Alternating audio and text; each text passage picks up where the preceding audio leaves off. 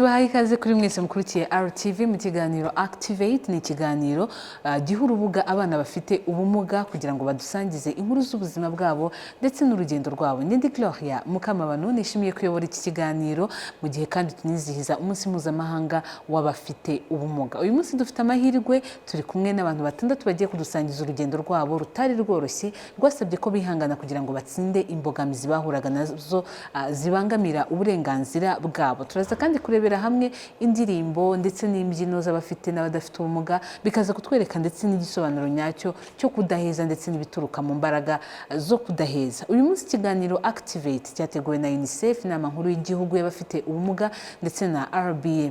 Muhishiwe byinshi kandi by'ingirakamaro, ntimujye kure.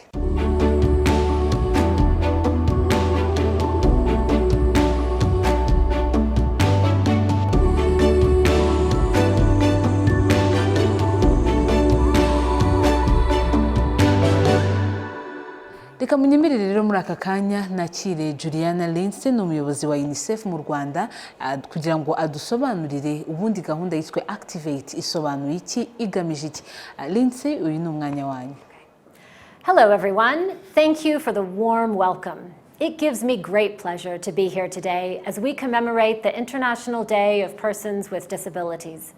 Just a couple weeks ago, on November 20th, we celebrated World Children's Day. On this day, children in Rwanda added their voices to UNICEF's global call to reimagine the future beyond COVID-19. We are reminded that all children have the same rights, including children with disabilities, and all children deserve a fair chance to realize these rights. That is why UNICEF, the National Council for Persons with Disabilities, and Rwanda Broadcasting Agency organized today's Activate event. We wanted to provide this platform for parents and young people with disabilities to claim their rights and to speak about their challenges, needs, and aspirations. Activate Talks are also an opportunity for us to listen firsthand to the unique experiences of persons with disabilities. It's a chance for us to understand how children with disabilities are more than capable of overcoming barriers to their inclusion if provided with the right opportunities. COVID-19 lockdown and self-isolation measures made all of us realize what isolation really means. But imagine if you had to isolate yourself or your children from others for your entire life, just because society is not ready to fully embrace you or them. And as members of society, we all have a role in realizing the principles of the Convention on the Rights of the Child and the Convention on the Rights of Persons with Disabilities. Everyone must understand and fight for these principles. Governments, businesses, schools, civil society, and international agencies like UNICEF. In many countries around the world, children with disabilities are among the last in line for resources and services. For example, we know that children living in poverty are among the least likely to enjoy the benefits of education and healthcare. But children who live in poverty and have a disability are even less likely to attend their local school or clinic. Children with disabilities are often treated with pity, or worse, discrimination and abuse. The underestimation of what people with disabilities can achieve is a major obstacle to their inclusion and to the provision of equal opportunities. Recently, I had the opportunity to meet with young people with disabilities who are completing their degrees, creating music and poetry, and contributing to society just like everyone else. These young people might be without sight or missing a thumb or a leg, but their minds work just like ours, and their hearts lament and rejoice just like ours. All they need is an equal opportunity.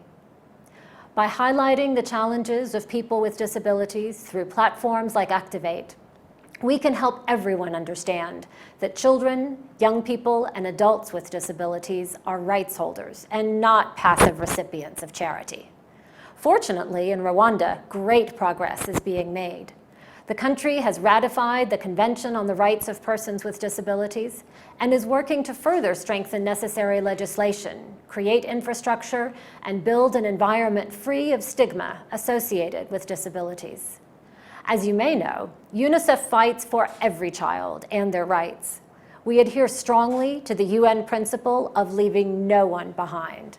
I would therefore encourage you to share the stories from today's Activate talks with your friends, family, and colleagues, so we can all gain the motivation and energy to realize these principles in our everyday lives.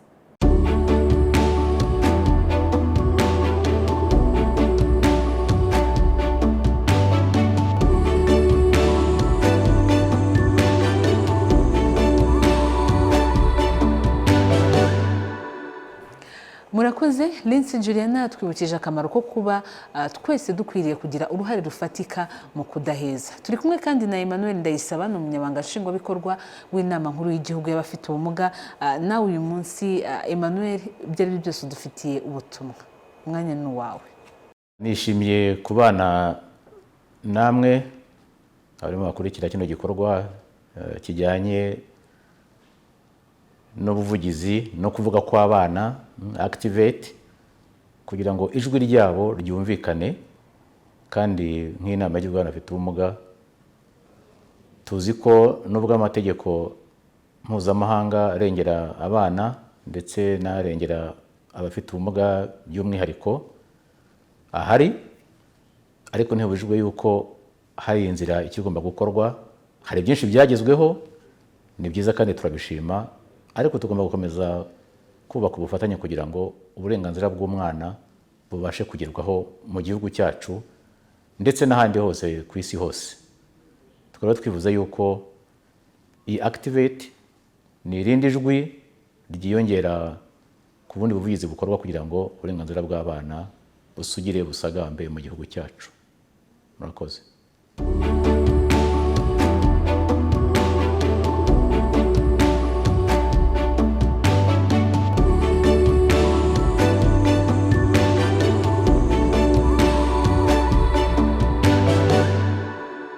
Arakoze cyane Ndayisaba Emmanuel. Nkuko nari nabibabwiye, umuntu wa mbere ugiye kutuganiriza ni Omar. Afite imyaka 26, yavukanye ubumuga bw'ingingo. Omar ni umunyembaraga, akaba kandi umuhanga mu guhanga mu njyana ya rap. Tumuhaye ikaze kugira ngo atugezeho impano ye. Umwanya ni wawe Omar.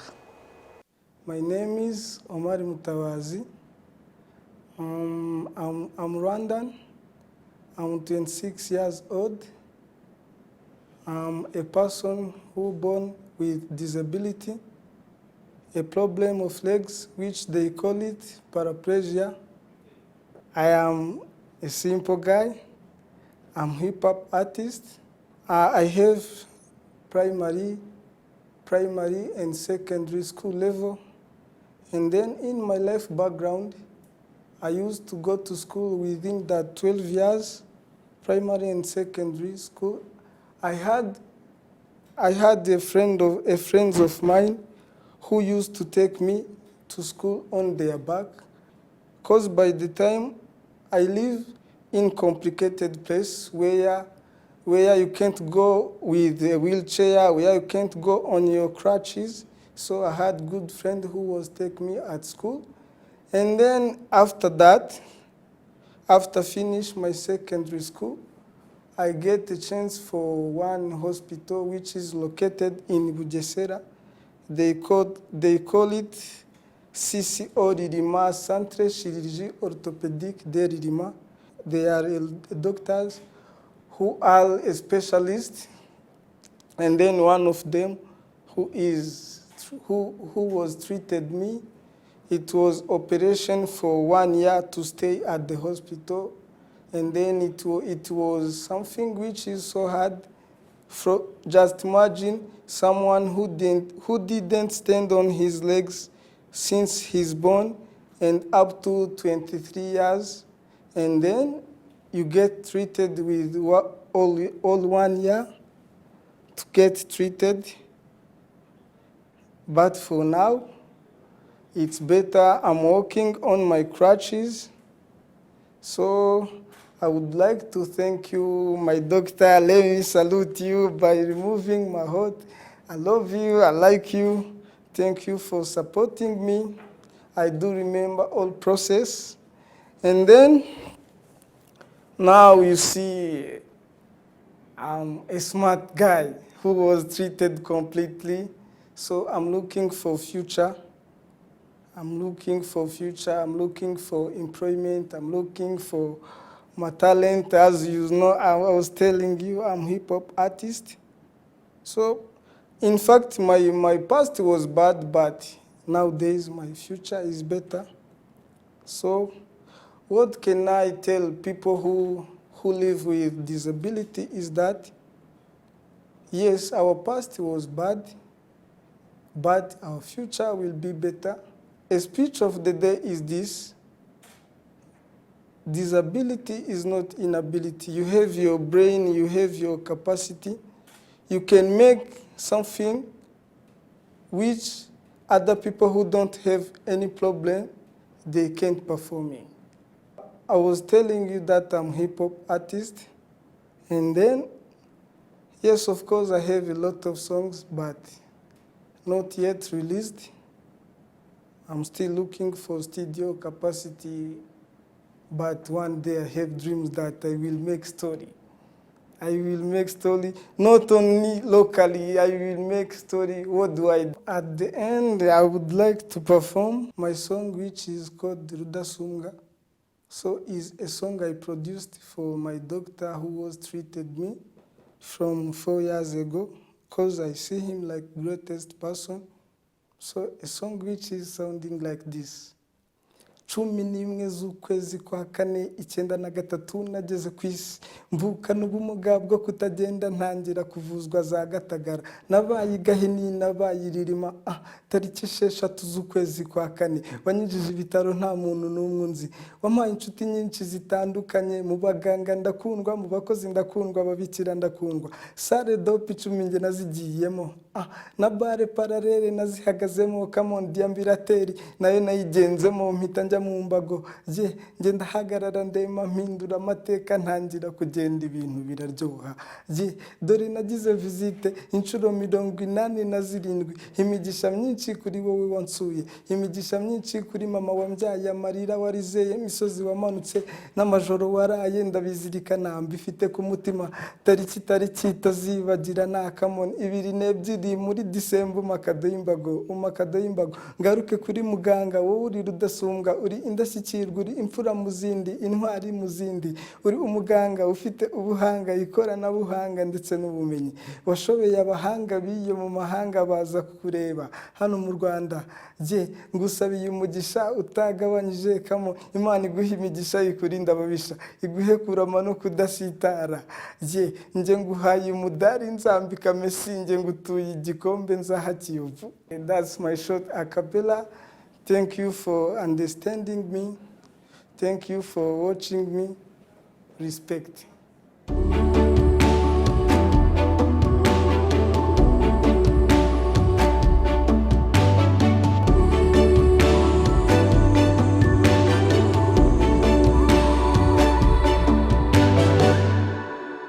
Wow, ni inkuru itanga icyizere. Sinzi niba nkanjye namwe mwibajije ku byishimo Omar yagize ubwo yabashaga ubwe ku giti cye gutera intambwe iya mbere. Nizere ko twese bikwiye kutwibutsa kandi guha agaciro buri ntambwe yose dutera mu buzima. Omar urakoze cyane wubatse benshi. Undi ugiye kutuganiriza nawe rero aratangaje ni Sandrine, afite umutima wuje impuhwe ndetse n'urukundo, afite intego yo kugera kuri byinshi byiza kandi bikomeye nubwo afite ubumuga bwo kutabona. Sandrine, uyu ni umwanya wawe, turagutegereje kugira ngo nawe utugezeho urugendo rwawe, inkuru yawe. Murakoze, nitwa Mutesi Sandrine, ndi umukobwa w'ingaragu, imyaka 23, niga muri Universite y'u Rwanda itangazamakuru n'itumanaho, ariko ndi kuba specialized mu itumanaho. Nkuko mubibona nyine mfite ubumuga bwo kutabona. Ubuzima bwanjye rero bwo kutabona narabuvukanye, navutse ntareba na gake. Rero ababyeyi bombi ntabo mfite, ariko aho mba kwa onkle wanjye bagerageje kumfasha uko babishoboye, bagenda bamvuza ndebamo gake, ariko bakaba batazi, ntabwo bari bazi ko umuntu utabona yindi yakwiga ngo ngo nawe agere kure nk'abandi bose.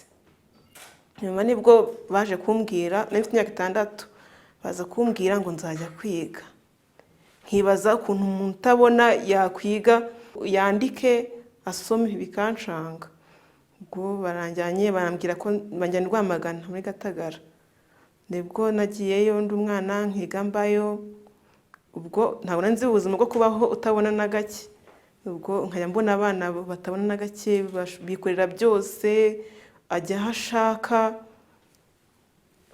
Mbese ikintu cyose arakikorera, nta kintu atakwikorera na kimwe. Ndavuga nti byose nta kintu umuntu utabona atashobora. Ntangira mu wa mbere ndiga, ngera mu wa 6 ntsinda ibizamini bisoza nyine amashuri abanza. Noneho iwacu bakagira dute ko natsinda, gatse ubu azatsinda. Bagiye kumva bumva natsinze nabaye wa 2 mu kigo. Usibyo nibyo ubwo birashoboka. Cyangwa babaha ibizami byabo nyine batekereza ko baba baduha ibyacu by'abatabona. Noneho abana kubera ari ngiye iwacu nyine ari ngiyewe ubu hari mukuru, baba bahinga amawaka bakabona ndi kubasobanurira bateze koko ashobora kuba biga bimwe n'iby'abandi. Nagiye kwiga segondere, tunkome nayo ndatsinda, ndangije njya mu wa 4 segondere. Noneho ndakomeza nize ndimi Kinyarwanda, Cyongereza n'Igiswahili. Ese mu wa 6 ubwo nkoze ikizami ndatsinda, ngiye 61. Kati Yesu nase ubwo mwakoreye kuranga ati 73. Ubwo bavuga ati ko wa muntu burya ari umuhanga. Noneho ubwo hageraho bakajyamba se undi kaminuza ubundi ubwo uziga gute. Ndavuga nti bajya akiste bajyayo n'Igikondo na Kiye ni Butare, ariko byaterwa n'icyo ushaka kwiga. Barambwira ati somva ushaka kwiga iki. Ndavuga nshaka kwiga itangazamakuru. Hagira igihe cyo kwa applyinga, turapplyinga. Ubwo nari nasabye itangazamakuru, journalism and communication. Abariyo bampa kujya Gikondo kwigayo. Kubera abantu benshi rero bazi ko Gikondo ni Butare na ahantu harenze nyine abantu bose, abantu nta muntu upfa kuhajya afite amanota yose ayo ari yo yose. Kati burya wa muntu arakomeye nyine bumva ko nyine nanjye nyine mfite ubwenge kuba banjyanye kwiga SFB. Ubwo rero nibwo nagiye kwiga SFB. Nasanze nyine abatabona n'undi babafasha, abantu bose bafite ubumuga bari bahari bakadufasha nyine uko babishoboye, bakadushyira ahantu hataba ama escalier, nyine hatagira ikintu hadutwara. Turahabaye, tuba muri societe nyine y'abantu bareba n'abandi nyine badafite ubumuga na bumwe, nyine turabana. Kwera nyine baba batatumenyereye badufata nk'abantu batagize icyo bashoboye, bakumva ko n'ugenda koga hari nashobotse yakoza nyine kumva ko ibintu byose yabigufasha. None tugenda tubabwira ko tubishoboye, tubyishoboye ko naho twabaga nta bantu badufasha bahabaga. Ubwo rero icyo navuga nuko societe nyine yakwikuramo imyumvire dufiteho, kumva ko natwe dushoboye, ariko natwe tukagerageza kubigaragaza ko tutabigaragarije ko dushoboye. Ntabwo babibona ko dushoboye. Rero nanjye ubwo buhamya nabaha, nibyo numva nababwira. Murakoze.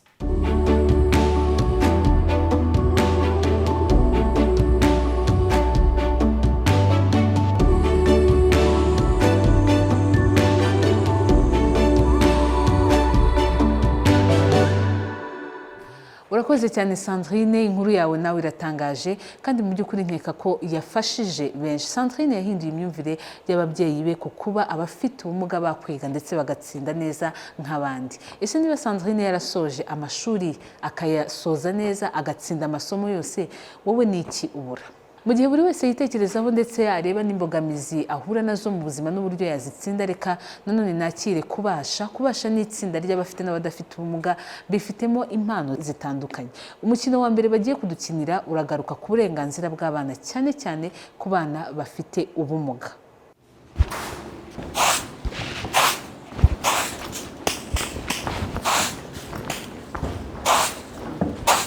Mwiriwe mama.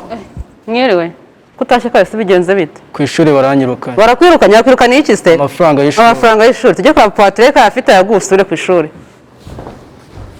Mwiriwe papa, mwana wamwirukanye cyane amafaranga y'ishuri kandi agomba gusubira ku ishuri.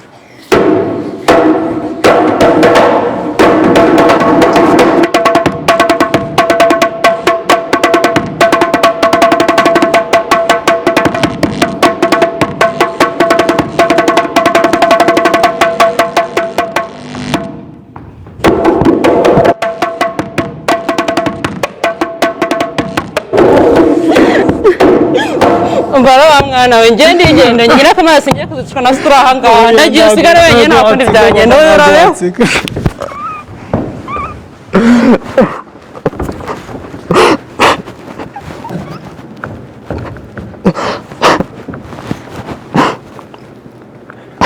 Ndi umwana ndi igikomangoma ndahasaza ndi umwami. No difference it makes if my family is rich or poor. Why are you always fighting each other because of me? Just hide me in the kitchen while our visitors are coming. I don't understand how my parents, my mother, and my father don't take me to school for I have this disability. Sinigeze mbona umereza igitabo ariko nakubonye umereza inzoga n'itabi. Why drugs? Why wars? Why tears? I deserve right to play. I deserve right to education like other kids do. I deserve right to feel I'm me. I deserve right to speak up for my rights. I deserve right to feel myself light and love in my family. I'm me, I'm free, I'm kid, I'm the future.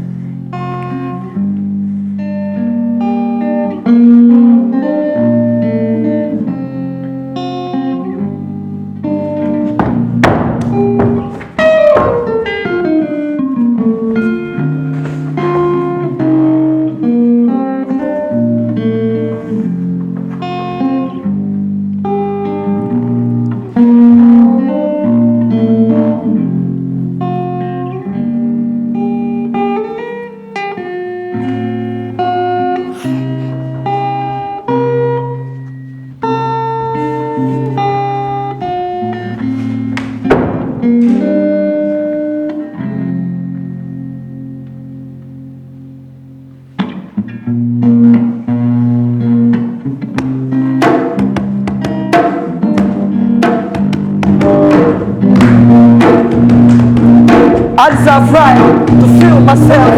I deserve right and love in my family. I deserve right to be who I am. Mwiye ubuzima bwiza, mwiye kwiga, mwiye gutsinda, mwiye ejo heza, mwiye kuba njyewe, mwiye gukomeza, mwiye gucika intege kubera uwanjye. I am free.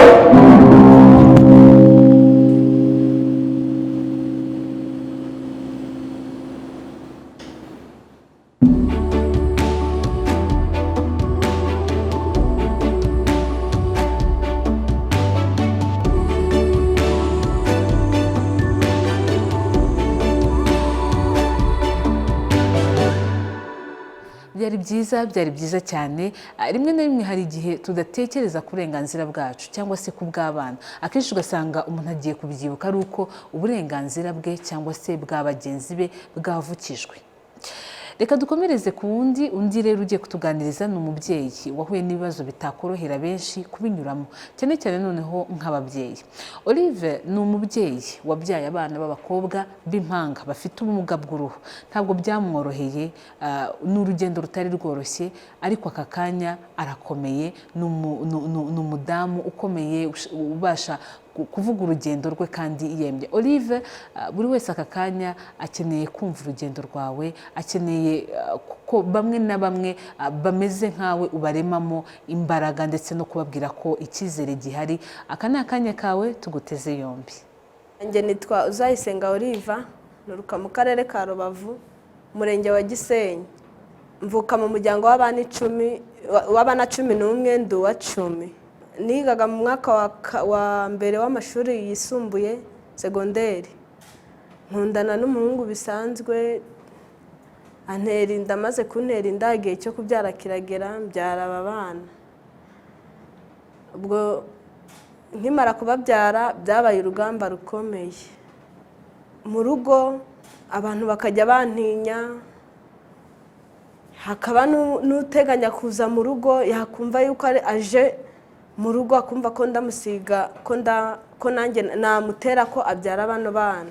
Nanjye cyakoze naje kugira ipfunwe, kugenda ndagenda nihishe, kumwonsa nkihisha. Nuvuga ngo napangaga kujya nk'ahantu kubera kwa gutekereza ko baranseka, ngagenda ndi kwihisha mu ndoke kugira ngo abantu batambona. Amahirwe make naje kugira umuryango, nari mfite umuryango pe, ariko nkabona ko batankunda kubera iki kibazo. Gusa mama wanjye niwe wambaye hafi, arampumuriza, akajya ambwira ngo bino bibaho, ariko umugabo waje kuyintera arambwira ngo ntago mu muryango w'aba babyara aba bana. Mbaho muri uwo muhangayiko, nkomeza kubaho. Igihe umunsi umwe baza kubiba, bibye uno, baje kumwiba, mpamagara abanyamuteka ba mudugudu bamaze kuza, barabasobanurira. Barangije nk'ejo barambwira ngo uzajya ku kagari, uzaze ku kagari tukwandikire ko ufite aba bana, turebe icyo twakora nk'ubuyobozi. Nk'ejo nagiyeyo, ngeze ku kagari nari kumwe na mama, antwaje umwana umwe, yarahetse umwe nanjye mpetse undi, turagenda. Tugeze ku kagari mpurirayo n'umumama yakoraga mu muryango wa Young Women Destination. Njya konsa inyuma, uyu gato niwe wari uri kurira, njya kumwosa inyuma y'inzu, inyuma y'akagari kacu. Uwo mubyeyi ansangayo, kubera ko namwosaga nihishe, nari narabimenyereye. Arambaza nti se ko uri konsa wihishe bite? Ndavuga nta kibazo, kugira ngo atamenya ko mfite aba bana, ndijijisha kugira ngo atabibona. Ubwo nibwo yambwiye ati yewe aratwikurura, arebye arambwira nti ngwino hano vi inyuma tuvugane. Turavugana, arambwira ati hari umuryango mfite witwa Young Women Destination, ngwino nkushyiremo wisanzure nk'abandi, uve mu bwigunge. Mvayo ninjira mu kagari, nsangamo abandi bakobwa babyariye iwabo, badodaga amatapi, bakaboha n'uduseke no kudoda ku mashini bisanzwe. Ubwo umubyeyi aranyigisha, mbese amvana mu bwigunge, ndi wa muntu wari waraheranwe n'agahinda. Hari aho byageraga nkirirwa ndi kurira umunsi wose. Najyaga gusaba akazi ahantu, bakambwira ntago turaguhereza akazi n'uwo mwana, nkumva ndababaye pe. Numvaga mbabaye, bikantera agahinda, ariko nza kubyakira kubera ko ari byari byaragenywe kuba. Igihe cyarageze, uwo mubyeyi anyigisha kudoda, niteza imbere. Kwa kuvuga ngo ndatega amaboko bampereze, oya, kuko nanasabaga Imana ngo Mana nubwo mpuye n'ubu buzima sinzasabirize. Cyakoze uwo mubyeyi bita Mama Julienne yambereye umubyeyi. Ndumva ingamba zo gukira, niwe muntu wankijije ipfunwe. Ni nawe watumye sinajyaga mu bantu ngo bambone, oya, nirirwaga mu nzu. Ariko ubu ndi wa muntu wigaruriye icyizere. Ubu nanjye nshorera abana nkavuga ko ndi mama w'abana, nkumva nta pfunwe binteye. Ubu abana banjye baranshimisha cyane. Na babandi banyangaga bamperezaga akato, basa naho bari kugaruka gahoro gahoro. Ndashimira UNICEF, nkashimira n'ubuyobozi bwacu bw'igihugu cyacu bwahaye agaciro abafite ubumuga. By'umwihariko ndabashimira cyane. Imana izagera abaho umugisha.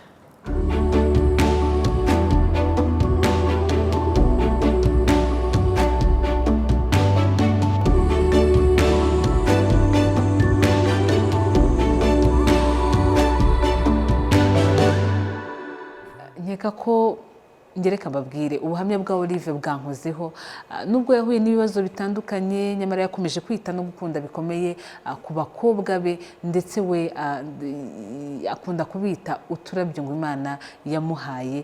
Turagushimiye cyane Olive, wubatse benshi cyane. Umuntu rero ugiye kutuganiriza we benshi mushobora no kuba mumuzi ni Pacifique. Mwaka ushize yitabiriye inama nkuru y'igihugu y'abana mu nteko ishinga amategeko. Ahangaha ngira ngo cy'abantu bamwibukiraho hari uko yasabye ko hakorwa byinshi mu gufasha abana bafite ubumuga. Gusa iyi si yo nkuru ye yonyine, reka nawe tumuhe umwanya atugezeho inkuru ye. Nitwa Niyonkuru Pacifique, nkaba naravutse ndi umwana wa kabiri mugaye mu rugo badafite ubushobozi bwinshi ku buryo bangurira ibikoresho bitandukanye nka wheelchair.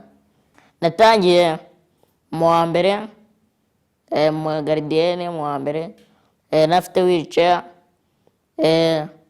leta iramfasha ndayibona. Natangiye nigana n'abana badafite ubumuga, njye mbufite bibanza kungora cyane ariko nyuma nza kubyakira, nza kwiyakira, numva ko byose bishoboka. Uyu munsi ahantu ngeze bishimira uruhare rw'umubyeyi, ababyeyi babigiraho uruhare babigiramo kugira ngo bageze aha. Ntabwo banyingiranye ngo bameze mu nzu, baramfashije by'umwihariko.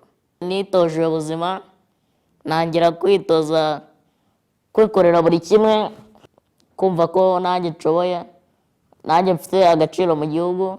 Ntangira gukora ibikorwa nk'iby'abandi badafite ubumuga, nta kwiheza, nta kwigunga, nta kuguma njyenyine.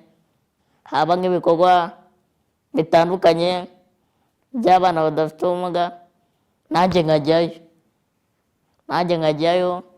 Nubwo nabaga mufite ntabwo bamezaga ngo wenda bavuga ati wegenda uramugaye. Iyo myumvire ya kera ntabwo bakifite. Tubishimira leta y'u Rwanda yigisha ababyeyi abana kumva ko n'ufite ubumuga ashoboye. Narakomeje nkanjye njya mu bikorwa byabo, kwiyamamaza, bajya gutora komite z'abana, nkumva ko nanjye mfite uruhare mu gihugu cyacu, nanjye nkiyamamaza. Bangiriye icyizere, baranantora, mbahagarira nk'abafite ubumuga mu karere. Ibyo ngibyo byerekana intambwe ikomeye leta idutekerezaho, kwigisha abandi batamugaye gufata umwana nk'undi, bakabatoza indangagaciro za kinyarwanda nk'abandi bose.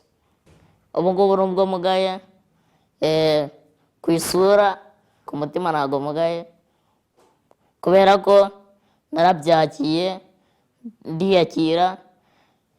Ikintu nakangurira wenda bafite ubumuga ni ukwiyakira nanjye nariyakiye, mbona ko byose bishoboka. Wenda nubwo hari igihe umuntu ahura n'ibintu bigoranye, ugasanga bari kumuseka, wenda agati uriya aramugaye ntabwo yashobora iki. Ubundi icya mbere ni ukwigirira icyizere. Iyo umuntu yigiriye icyizere byose birakunda. Waba ufite ubumuga, waba utabufite, urashoboye. Narize ndiga, ubu ngubu nkaba ngeze siniyasiri niga. Ntabwo nadindiye wenda ngo ndindire ngo kubera ngo mfite ubumuga ngo naradindiye, oya. Nanjye nariyakiye, numva ko byose bishoboka, ndiga, numva ko nahatana n'abandi badafite ubumuga, ngasanga rimwe na rimwe ndabatsinze, ubundi wenda baratsinze. Ariko nyine byose umuntu abigeraho ari uko yigiriye icyizere. Bishimira n'ababyeyi badufasha mu myigire yacu no mu mikorere yacu. Nkangurira n'ababyeyi bageza abana nko mu nzu bakabakingirana, bumva ko nta kintu bashoboye, kandi bagishoboye. Buri wese aba afite agaciro mu gihugu cyiwe. Nanjye mfite agaciro mu gihugu cyacu cy'u Rwanda. Nakora umushinga utamugaye yakora, ntawameza, kuko mu gihugu cyacu baranadufasha cyane. Nshimira igihugu cyacu cyamfashije, nshimira ababyeyi bamfashije, n'ahageze nibo nshimira. Nshishikariza ababyeyi kudafungirana abana babo, ngo babafungirane bumve ko nta kintu bashoboye. Turashoboye natwe mu gihugu cyacu. Murakoze.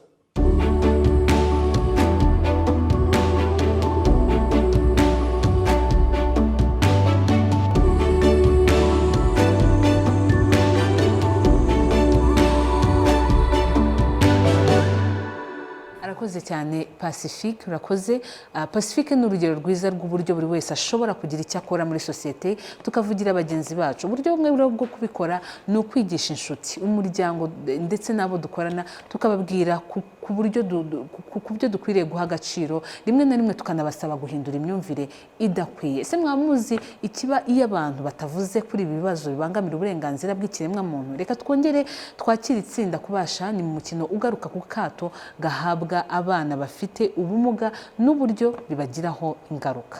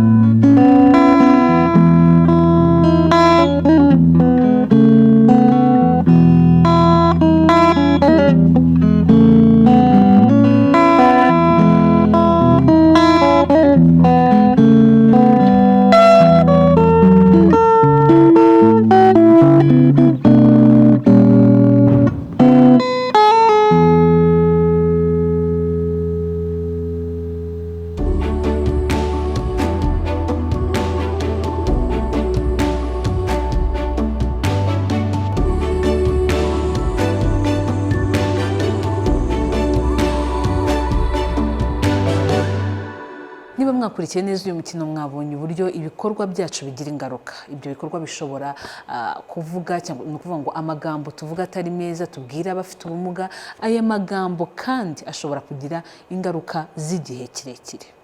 Reka dukomeze, hari byinshi dushobora nanone kwigira ku witwa Christian, afite imyaka 18. Christian ntiyahoranye ubumuga afite uyu munsi, afite imyaka 8 yakoze impanuka acika amaboko.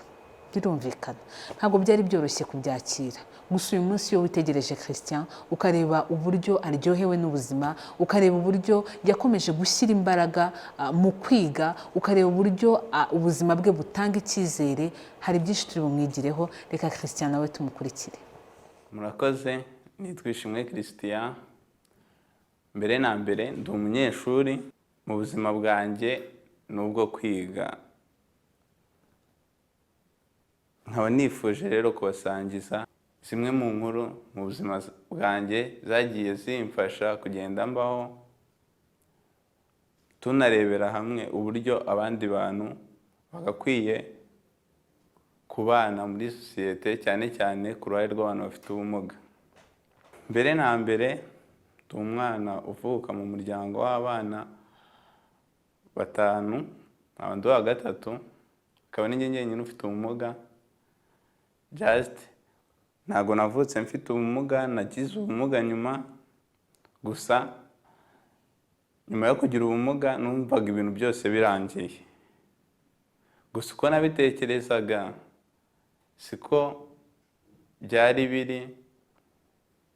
Naje guhindura imyumvire yanjye, numva ko nakomeza kwiga ko nagize impanuka mbura amaboko yanjye. Ndi umunyeshuri nza kugira motivation zo gukomeza kwiga. Byaje kumpira, njya mu ishuri, ntangira gukora uburyo bwose nshobora kubasha kubona access ku masomo.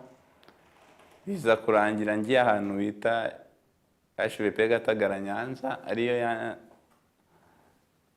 yamfashije mu kubona ibikoresho ko hari bagenzi banjye bameze gutyo.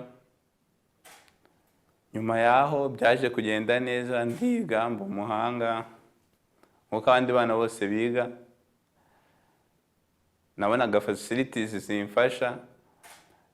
Nyuma yaho nza gutsinda wa 6, nza gutsinda no mu 3 segonderi. Ubu nkaba ndi hano niga mu 4 segonderi mu kigo cya Isedo Kigali. Aho navuye, ugereranyije aho navuye naho ndi ubu ngubu biratandukanye, kuko aho navuye nabonaga n'abana bafite ubumuga gusa, ariko ubu ngubu mbana n'abana batabufite. Narebye experience y'abana bafite ubumuga n'abatabufite. Abatabufite ahanini bikunda kubatungura, ariko baza kubyakira. Haba naje rero gutanga inama ku bantu bafite abana bafite ubumuga n'abandi babana muri sosiyete muri rusange. Nkaba nababwiraga ko abo bana bashoboye, bameze nk'abandi, kuko nyuma nanjye kugira accident iyo naza kubyumva ngo niyakire, kandi na sosiyete nayo ndimo ngo ibashe kumfasha kwiyakira, simba ndaha ngaha ubu no munsi ndi, hari ubundi buryo nari kuba mbayeho.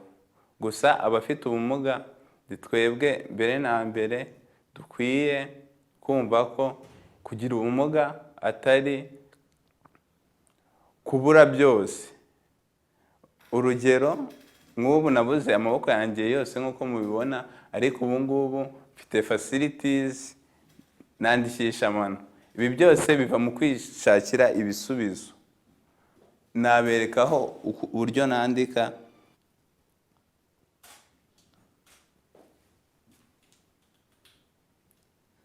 Ndakeka bihagije. Ni ukuvuga ngo rero umubyeyi ufite umwana ufite ubumuga wikumva ko ari ikibazo na sosiyete iri hano hanze, ahubwo biba ikibazo bitewe n'uburyo muri kugenda mumwakira muri sosiyete. Mu by'ukuri abo bantu bafite ubumuga mujye mubaha umwanya wo kugaragaza ibyo bashoboye, ntimukabafatire icyemezo cyangwa mubatekerereze mbere y'uko mutarareba ibyo bashoboye. Ni nayo mpamvu nifuje gushishikariza abana bafite ubumuga gukomeza kwatendinga mu mashuri yose. Murakoze.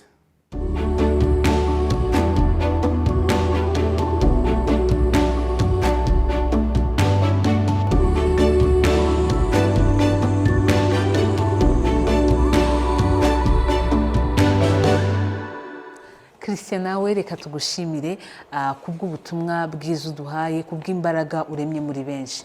Undi ugiye kutuganiriza ni umukobwa, aracyari muto, ni umusizi ndetse akenshi azwiho gukorera ubuvugizi cyane cyane ku bijyanye n'uburinganire, cyane cyane ku bakobwa n'abagore bafite ubumuga. Mumfashe twakire Anizi, nawe tumuteze yombi. Anizi, uyu ni umwanya wawe.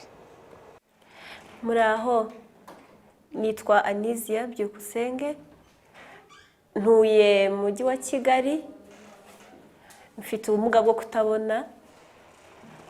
Nishimiye kandi nejejwe no kubona umwanya wo kubabwira inkuru y'ubuzima bwanjye, ninyujije mu muvugo nise My journey is a sign of hope.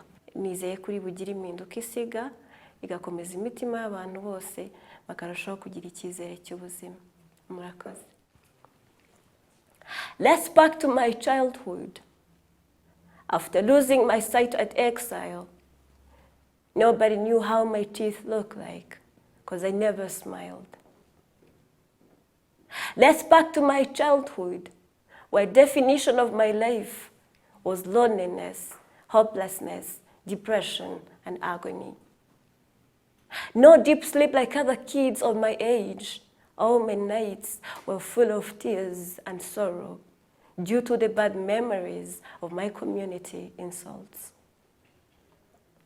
Let's back to my childhood, where disability was a blame or a curse, to the extent I always preferred to stay locked in my room, because for me, that was the only safe environment.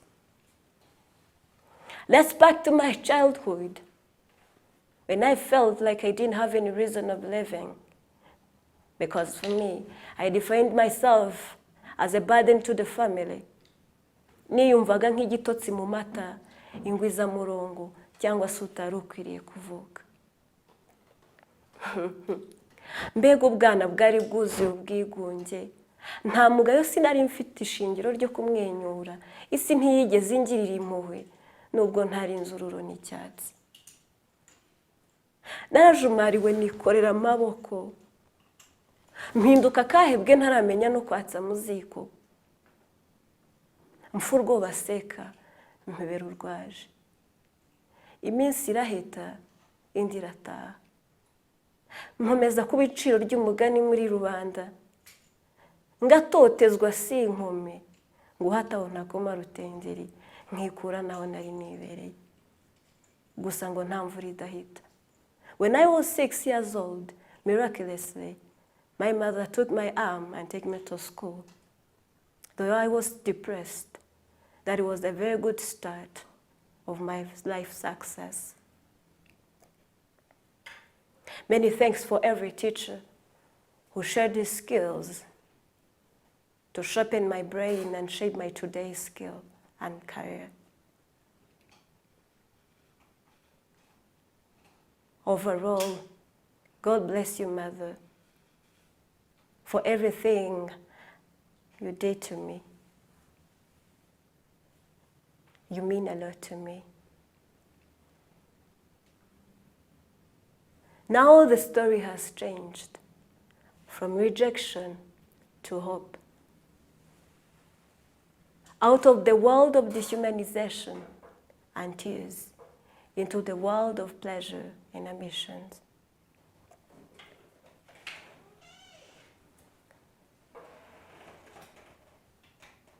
All my community humiliating words changed into words of encouragement. I'm their princess. Chira nikubite. Guess what? They all see my achievements. I'm a university graduate. I use my skills to contribute in my country development. My face is everywhere on your TV screens. Ubu ndi ishema ry'umuryango. Nkwijwe imiringa n'imirimbo ihenze. Inshocero narazisezereye. Never lose hope. If I made it, you can make it too.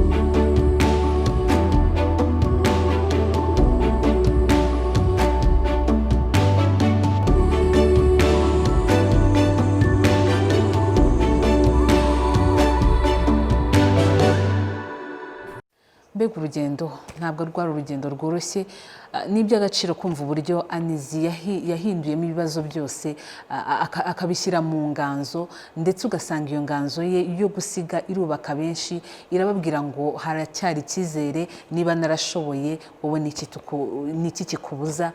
Turagushimiye cyane Anizi. Reka nshimire kandi abantu batandatu batugejejeho urugendo rwabo, batubwiye ubuzima baciyeho, mwatubwiye ibihe bitoroshye mwaciyemo. Turabizi ntabwo byari byoroshye guhagarara mwemye ngo muvuge ku buzima bwanyu, gusa turabashimiye ko mwemeye kuvuga ndetse mukavugira n'abandi benshi. Turasoza ikiganiro Activate ku mukino wa nyuma uvuga ku kamaro k'uburezi.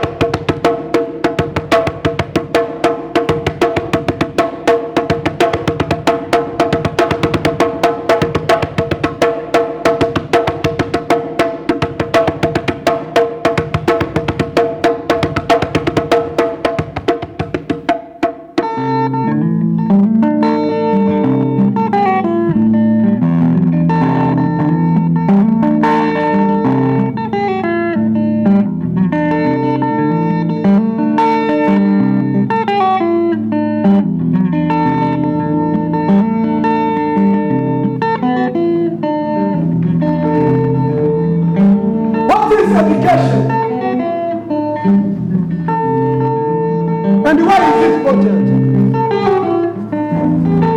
For all of us, it facilitates quality learning all through the life among people of any age group, caste, religion. It is process of achieving various skills, belief, moral habits, and knowledge.